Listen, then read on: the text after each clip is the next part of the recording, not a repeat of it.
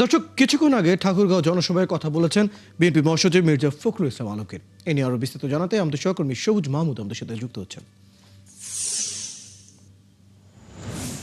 সবুজ মাহমুদ, জনসভায় কিছুক্ষণ আগেই ঠাকুরগাঁওয়ে কথা বলেছেন বিএনপি মহাসচিব মির্জা ফখরুল ইসলাম আলমগীর।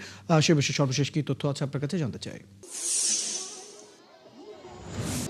রয়েল, আমি যেখানে দাঁড়িয়ে আছি এটি হচ্ছে পয়সা ফেলা একটি বাজার। এটা ঠাকুরগাঁও এক উপজেলার এক যে আসন আছে সেই আসনের দেবীপুর ইউনিয়নের একটি গ্রাম।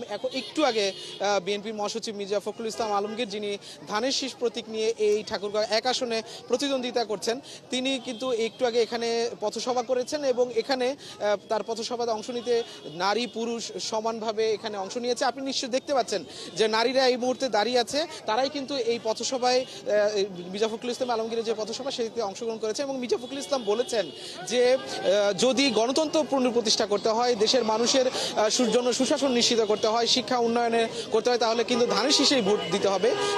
সেই সব প্রতিশ্রুতি, শিক্ষা উন্নয়ন এবং কর্মসংস্থান দেওয়ার প্রতিশ্রুতি দিয়ে মির্জা ফখরুল ইসলাম ধানের শীষ প্রতীকে ভোট চেয়েছেন একটু আগে এই এলাকাবাসীর কাছে। এবং এলাকাবাসী সবাই তাকে আশ্বস্ত করেছে যে ধানের শীষের পক্ষেই তারা তাদের যে ত্রয়োদশ জাতীয় সংসদ নির্বাচন 12ই ফেব্রুয়ারি অংশগ্রহণ হতে যাচ্ছে, সেই নির্বাচনে কিন্তু তারা ধানের শীষ প্রতীকে তারা ভোট দিয়ে মির্জা ফখরুল ইসলাম আলমগীরকে তারা জয়যুক্ত করবেন। তো এই যে এরপরে এখান থেকে মুন্সিরহাট নামে আরও একটু সামনেই আরেকটি এলাকা আছে, সেখানেও মির্জা ফখরুল ইসলাম আলমগীর তার নির্বাচনী যে প্রচারণা এবং যে পথসভা সেটি করবেন। আমরা এখন মুন্সিরহাটের দিকে যাচ্ছি।